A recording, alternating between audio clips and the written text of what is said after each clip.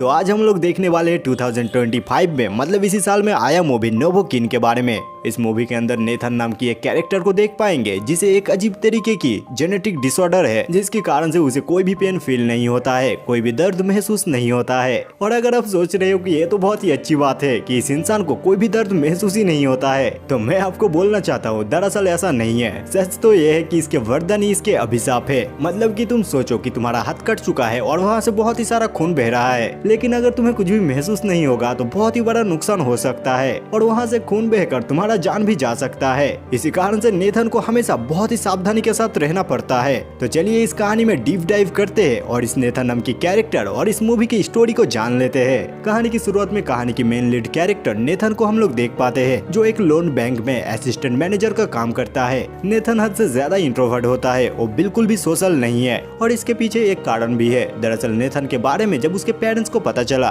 कि उसके बच्चे को CIP नामक एक जेनेटिक डिसऑर्डर है, इसी के कारण से वो लोग अपने बच्चे को मतलब नेथन को घर में हमेशा बंद करके रखते थे ताकि ज्यादा बाहर ना जाए और उसे कोई भी चोट ना लगे। और इसी तरीके का जिस भी लोग को CIPA डिसऑर्डर रहता है वो लोग ज्यादा से ज्यादा 25 की एज तक ही जी पाते हैं। लेकिन खैर यहाँ पर नेथन की एज भी होता है 25, लेकिन नेथन अभी भी बिल्कुल सुस्त है। लेकिन दूसरी तरफ इसी बीमारी के चलते नेथन कुछ भी हार्ड फूड को नहीं खा सकता है, क्योंकि अगर उस हार्ड फूड को बाइट करते हुए वो अपने टंग को बाइट कर देता है तो उसे पता नहीं चलेगा। इसी कारण से उस हार्ड फूड को खाते हुए नेथन के लिए ऐसा भी हो सकता है कि वो अपने टांग को ही खा जाएगा। तो यहाँ पर वो सारे जितने भी हार्ड फूड होते हैं वो सारे फूड का जूस बनाकर पी लेता है। नेथन अपने बैंक में आ जाता है। यहाँ पर एक नया लड़की काम करने के लिए आई होती है जिसके नाम होती है शेरी, और शेरी को पहले नजर में ही देखकर Nathan love at first sight हो जाता है। खैर यहाँ पर हम लोग नेथन को एक ओल्ड पर्सन के साथ बात करते हुए देख पाते हैं, जिस ओल्ड पर्सन का नाम होता है अर्ल। दरअसल इस ओल्ड पर्सन का अभी वाइफ मर चुकी है, इसी कारण से लोन का पैसा देने के लिए उसे कुछ वक्त चाहिए। और जैसे कि हम लोग को पता होता है कि नेथन बहुत ही अच्छा इंसान होता है, इसी कारण से नेथन बोलता है कि मैं समझ सकता हूँ, आपको थोड़ा बहुत टाइम चाहिए तो आप ले सकते हैं। और यहाँ पर ये ओल्ड पर्सन एक लाइन बोलता है जिस लाइन को इस मूवी की स्टोरी में बहुत ही अच्छी तरीके से यूज किया गया है। दरअसल ये ओल्ड पर्सन बोलता है कि उसकी 50 साल की रिलेशनशिप की वाइफ मर चुकी है। इस बात पे इस इंसान को पेन होता है ऐसा कि तुम मान सकते हो आज उस औरत के साथ 50 साल रहने के बाद उसे खोने का दर्द उतना ही है जितना कि उसे पहले दिन देखकर ही अगर मैं उसे खो देता तो तब भी उतना ही दर्द होता।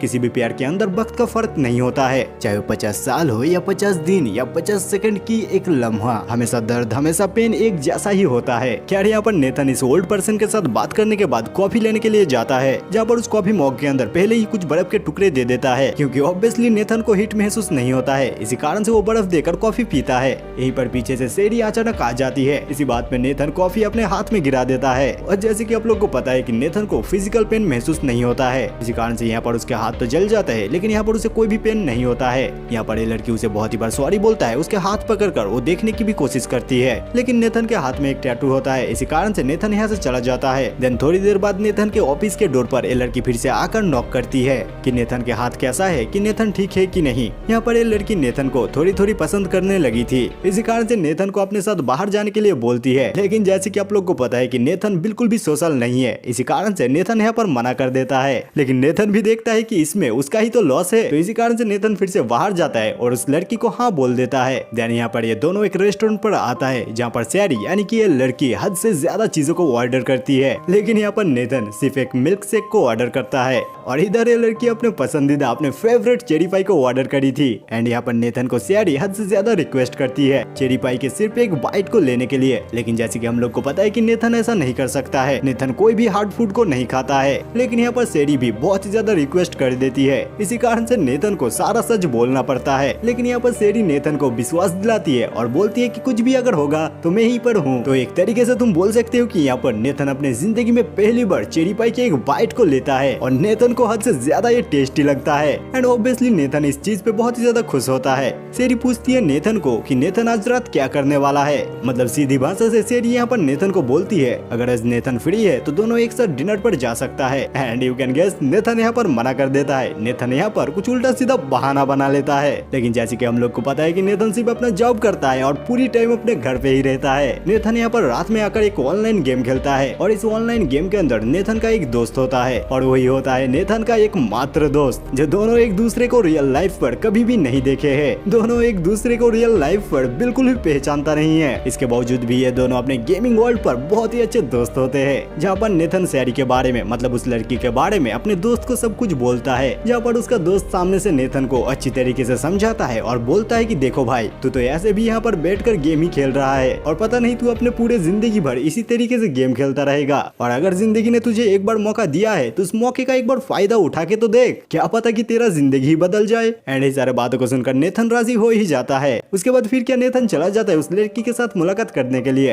ये दोनों आकर एक दूसरे के साथ एक लोकल बार में मिलते हैं, जहाँ पर सैरी अपने खुद के बारे में, अपने बचपन के बारे में बहुत सारी चीजें बोलती है। नेथन भी खुद के बारे में कुछ बातें बोलता है। यही सारी चीजों के बीच में नेथन के एक स्कूल फ्रेंड नेथन के साथ मिलने के लिए आ जाता है और ये लड़का आते ही नेथन को जोर से एक मुक्का मारता है उसके पीठ पर, क्योंकि स्कूल में इन लोग को पता था कि नेथन को कोई भी पेन फील नहीं होता है। इसी कारण से इन लोगों का सोच है अगर किसी को पेन फील ही नहीं होता तो उसे एक बार हिट करने से क्या ही फर्क पड़ता है। इसी कारण से स्कूल में भी नेथन को यही सारे लड़के बहुत सारे मारते थे और यहाँ पर आकर तो बोलता है कि हम लोगों ने सोचा था तू मर चुका है, तू अभी तक जिंदा कैसे है। मतलब तुम यहाँ पर समझ ही सकते हो कि नेथन के सारे फ्रेंड कितना ज्यादा टॉक्सिक होते हैं। देन यहाँ पर नेथन के अलार्म बजता है और ये अलार्म होता है उसके टॉयलेट के लिए। दरअसल नेथन को कुछ भी फील नहीं होता है, इसके कारण से उसके ब्लैडर में कितना ज्यादा टॉयलेट जमा हुआ है इसका भी फील उसे नहीं होता है, और अगर सही टाइम पर वो टॉयलेट नहीं जाता है तो उसका ब्लैडर फट सकता है और इसके कारण से उसका मौत भी हो सकता है। तो खैर यहाँ पर नेथन टॉयलेट जाता है और टॉयलेट से लौट कर आता है तो वो देखता है सैरी और वो लड़का वहीं पर बैठे होते हैं, जहाँ पर सैरी इस लड़के को और नेथन को, इन दोनों को 2 शॉट ऑफर करती है और ये शॉट होता है हॉट पेपर सॉस, जो बहुत ही ज्यादा तीखा होता है। इसके कारण से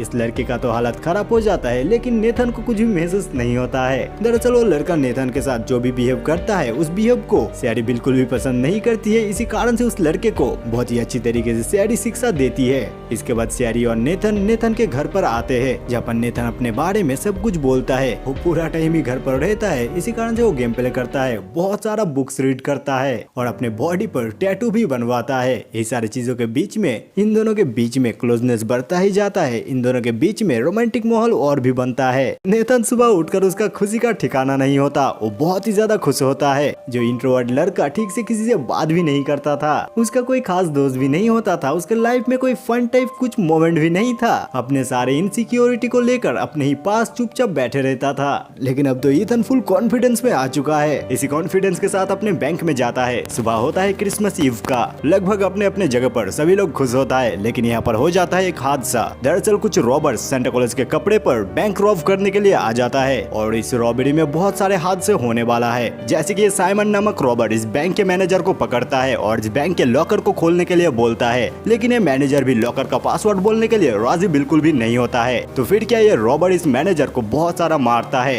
लेकिन यही सारी चीजों के बीच में ये साइमन नामक रॉबर के मुंह से इसका फेस पर फेक जो दाढ़ी लगा हुआ था वो सड़ जाता है और वो दाढ़ी नीचे होने के कारण से ये मैनेजर साइमन का फेस देख लेता है। एंड ऑब्वियसली कोई भी रॉबर ऐसा नहीं चाहेगा कि उसका फेस कोई देख ले। इसी कारण से साइमन को मजबूरन में इस मैनेजर को मारना पड़ता है। इसके बाद यहाँ पर साइमन इस बैंक के असिस्टेंट मैनेजर नेथन को पकड़ता है और बहुत सारा मारता है पासवर्ड बोलने के लिए। और यहाँ पर नेथन कुछ भी फील तो नहीं करता है, लेकिन वो मैनेजर का लाश देखकर हद से ज्यादा चकित होता है। लेकिन जब साइमन भी देखता है कि नेथन को कुछ भी नहीं हो रहा है, तो यहाँ पर नेथन की न्यूली गर्लफ्रेंड सैरी को पकड़ता है। सैरी को टॉर्चर होती हुई देखना नेथन के लिए काफी ज्यादा मुश्किलदायक होता है। इसी कारण से यहाँ पर नेथन बैंक के लॉकर के पासवर्ड बोल देता है। तो ये सारे रॉबर्ट्स का तो यहाँ पर कोई खुशी का ठिकाना नहीं होता। ये सारे रॉबर्ट्स यहाँ के सारे पैसों को अच्छी तरीके से लूट लेता है और यहाँ से निकल जाता है। लेकिन यही सारे चीजों के बीच में बाहर पुलिस भी आ चुका था। लेकिन ये सारे रॉबर्ट्स भी कोई मामूली रॉबर्ट्स नहीं है। यहाँ पर सारे पुलिस वालों को गोली से धुंध दिया जाता है और यहाँ पर सैरी को हॉस्टेज बनाकर ये सारे रॉबर्ट्स यहाँ से भाग जाते हैं। और यहाँ से शुरुआत होती है मूवी का हीरो का कहानी,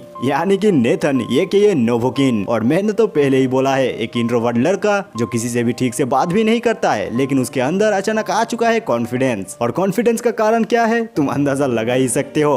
अरे यार सैरी ही हो सकती है, और कौन। यहाँ पर नेथन देखता है कि एक पुलिस वाला बहुत बहुत ही ज्यादा घायल होता है। तो इस पुलिस को नेथन थोड़ा सा हेल्प करता है। उसके बाद उस पुलिस का गन को लेकर और पुलिस का कार लेकर शुरू कर जाता है वो सारे लोगों का पीछा करना। यहाँ पर ये सारे रॉबर्ट्स दो कार पर थे और जब ये लोग देखते हैं कि उन लोग का कोई पीछा कर रहा है तो ये सारे रॉबर्ट्स दो हिस्सों में बांट जाता है, जहाँ पर नेथन अंदाजे में एक कार को फॉलो करना शुरू कर देता है और उस कार के अंदर था बेन नामक एक रॉबर्ट्स। यहाँ पर बेन और नेथन एक दूसरे के साथ लड़ते हुए एक किचन पर आकर पहुँचता है, जहाँ पर बेन नेथन को हद से ज्यादा मारता है। मतलब तुम एक तरीके से बोल सकते हो कि बेन यहाँ पर नेथन को मारते मारते बेन खुद ही फ्रस्ट्रेटेड हो चुका है कि साला इसे इतना ज्यादा मार रहा हूँ, इसे कुछ भी नहीं हो रहा क्यों। खैर यहाँ पर नेथन सिर्फ जानना चाहता है शेरी के बारे में। अगर यहाँ पर बेन शेरी के बारे में बोल देता है तो यहाँ पर बेन को छोड़ देगा नेथन, लेकिन बेन भी क्यों ही बोलेगा। ये दोनों और भी लड़ते रहता है, लेकिन एक गन इस गरम तेल के अंदर गिर जाता है और यहीं पर नेथन उसी गरम तेल से अपने हाथ से ही उस गन को बाहर निकाल लेता है और फ्लो में आकर यहाँ पर बेन को गोली मार देता है। एंड यहाँ पर बेन का काम तो खत्म हो जाता है, लेकिन इसी चीज के बीच में नेथन का हाथ पूरी तरीके से रोस्ट हो जाता है। यहाँ पर बेन के हाथ में एक टैटू होता है एंड उसी टैटू का नेथन फोटो खींच लेता है और इस टैटू का फोटो नेथन के एकमात्र दोस्त उसका गेमिंग दोस्त यानी कि रॉस्को को भेज देता है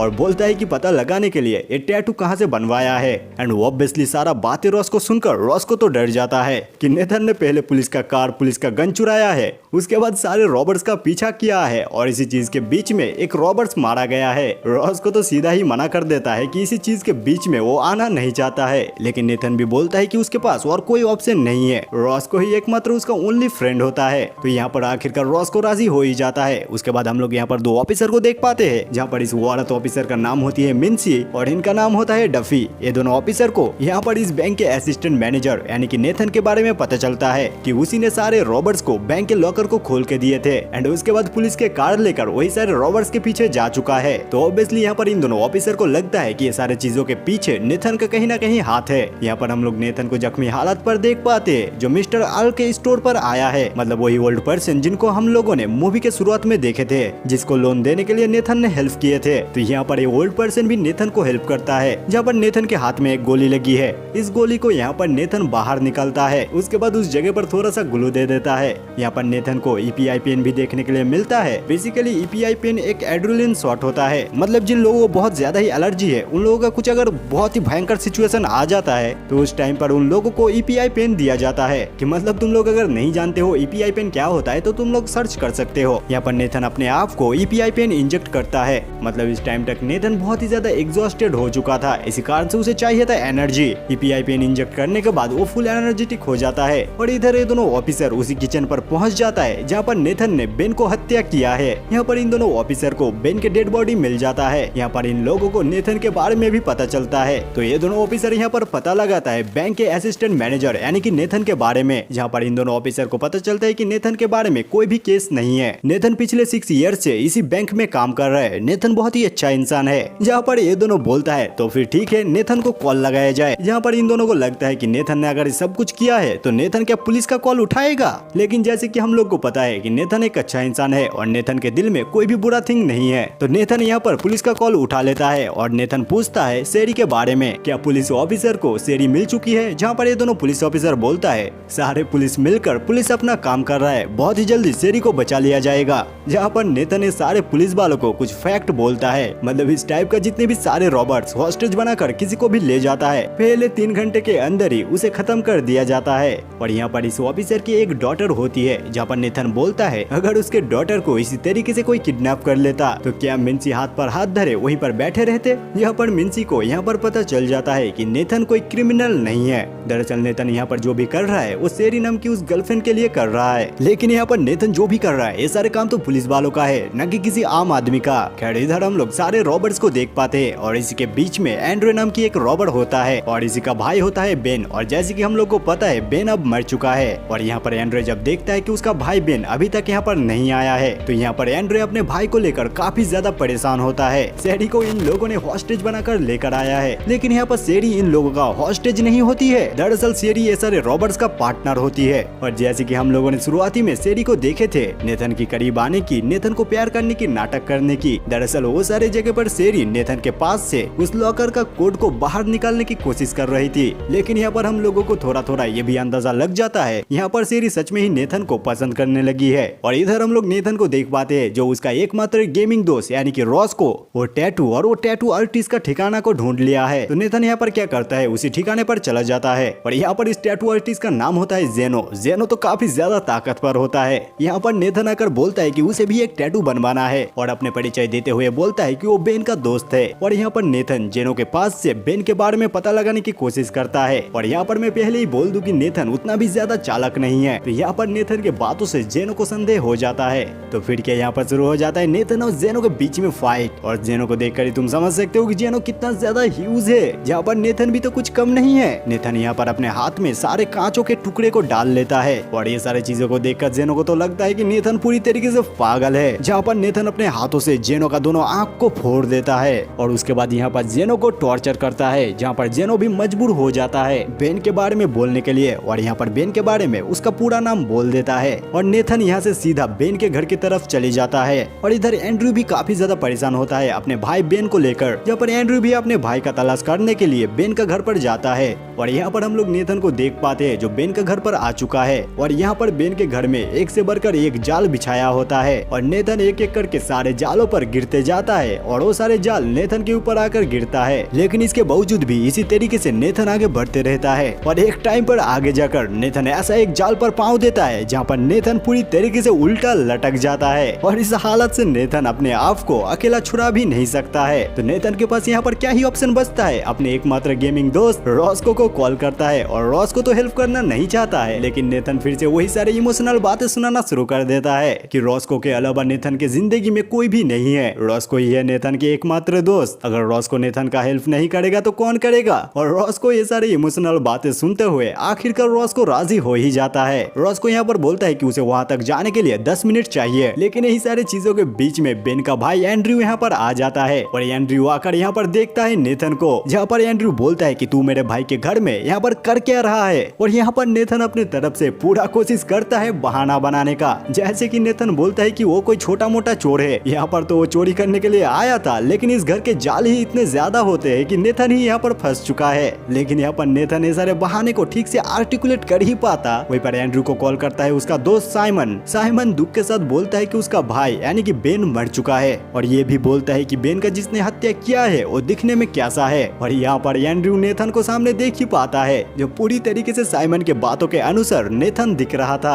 जहाँ पर एंड्रयू आंख भरे आंखों के साथ नेथन के तरफ देखता है। जहाँ पर नेथन फाइनली एक्सेप्ट कर ही लेता है कि हाँ उसने उसका भाई को मारा है। लेकिन यहाँ पर नेथन अपने दिमाग को थोड़ी सी चलाता है। मतलब यहाँ पर अगर एंड्रयू नेथन को सीधा ही मार देता है तो नेथन के तो कहानी खत्म हो जाएंगे। लेकिन यहाँ पर नेथन को तो पता होता है कि उसका दोस्त रॉस को तो आने ही वाला है। इसी कारण से एंड्रयू को बोलता है कि तुम मेरे सर पर गोली मारो ताकि मुझे कोई दर्द ना हो। और यहाँ पर एंड्रयू भी तो देखता है कि इसने मेरे भाई को मारा है, इसे तो मैं तरपा तरपा कर मारूंगा। तो यहाँ पर एंड्रयू शुरू कर देता है नेथन को टॉर्चर करना। जहाँ पर नेथन के वो सारे घाव जगह पर और भी ज्यादा टॉर्चर करता है। नेथन के हाथों के उंगली से उसके नाखून को उठा लिया जाता है। लेकिन जैसे कि आप लोग को पता है कि ये सारी चीजों का नेथन को कोई भी दर्द महसूस नहीं होता है। नेथन बस यहाँ पर नाटक कर रहा है और इंतजार कर रहा है रॉस्को का आने का। लेकिन यहाँ पर साइमन एंड्रयू को फिर से कॉल करता है और बोलता है कि उन लोगों के पास ज्यादा टाइम नहीं है जल्दी से यहाँ पर आने के लिए। इसी कारण से एंड्रयू अब नेथन के आंखों पर हमला करने वाला है। जहाँ पर नेथन भी देखता है कि हाथ पैर तो ठीक था लेकिन आंख ये तो बहुत ही डरावना है। लेकिन यहाँ पर खुशकिस्मती से यहाँ पर आ जाता है रॉस्को और पीछे से एंड्रयू के ऊपर हमला कर देता है। यहाँ पर रॉस्को को देखकर नेथन थोड़ी सी हैरान होता है क्योंकि ये दोनों इससे पहले कभी भी रियल लाइफ पर नहीं मिले हैं, कभी भी ये दोनों एक दूसरे का चेहरा नहीं देखा है। और रॉस्को नेथन को बोलता था कि उसका हाइट 6.5 फीट है और वो काइंड ऑफ जेसन मोमोआ की तरह दिखता है। लेकिन यहाँ पर रॉस्को दूर दूर तक जेसन मोमोआ की तरह नहीं दिखता है। आई मीन तुम ऑनलाइन के जमाना समझ ही सकते हो। लेकिन इसके बावजूद भी नेथन काफी ज्यादा खुश होता है क्योंकि आखिरकार उसका बेस्ट बडी उसे बचाने के लिए आया तो है।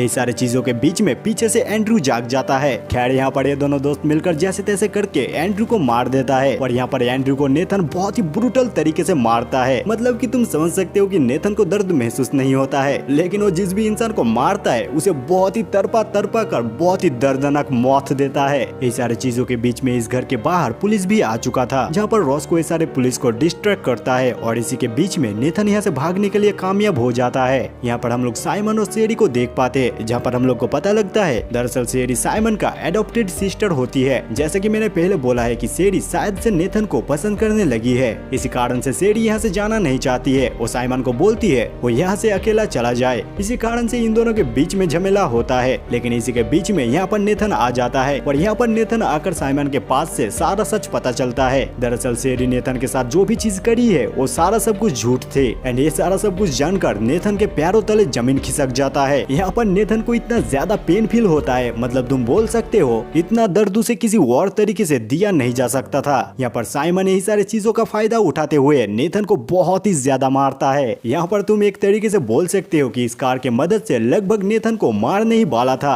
वहीं पर शेरी पीछे से आकर साइमन को रोक लेती है। फिर दोनों भाई बहन के बीच में भी हाथापाई हो जाता है। यहाँ पर शेरी साइमन को बोलती है कि सारा पैसा ले लो और यहाँ से चले जाओ, मैं यहाँ पर नेथन के साथ रहने वाली हूँ। लेकिन तुम्हें क्या लगता है कि साइमन कोई अच्छा इंसान है? वो यहाँ पर शेरी को छोड़ देगा और पैसा लेकर यहाँ से चला जाएगा? हाँ जी, बिल्कुल भी नहीं। यहाँ पर वो शेरी को गोली मारने ही वाला था और तब तक यहाँ पर पुलिस आ जाता है। पुलिस पीछे से साइमन को एक गोली मारता है, जहाँ पर ये सारे पुलिस आकर नेथन को यहाँ से उद्धार करता है। लेकिन क्या तुम्हें लगता है कि सब कुछ ठीक हो चुका है? नहीं, बिल्कुल भी नहीं। यहाँ पर साइमन फिर से उठ जाता है और अंधाधुंध गोली चलाना शुरू कर देता है और इसी अंधाधुंध गोली के बारिश में डफी मारा जाता है। ऑफिसर मिन्सी भी हद से ज्यादा घायल हो जाती है। यहाँ पर साइमन पैसों की बैग लेकर बाहर आ जाता है और इस एम्बुलेंस को लेकर यहाँ से भाग जाता है, लेकिन इसी एम्बुलेंस में था नेथन। यहाँ पर शेरी को अच्छी तरीके से पता होती है कि उसका भाई साइमन कहाँ पर जाने वाला है। इसी कारण से शेरी यहाँ पर नेथन को बचाने जाने वाली है, लेकिन ऑफिसर मिन्सी भी शेरी को कैसे भरोसा करती। इसी कारण से ऑफिसर मिन्सी इसी घायल हालत में शेरी के साथ जाती है। वह यहाँ पर साइमन स्पॉट पर आने वाला है, जहाँ से साइमन इस देश के बाहर भागने वाला है।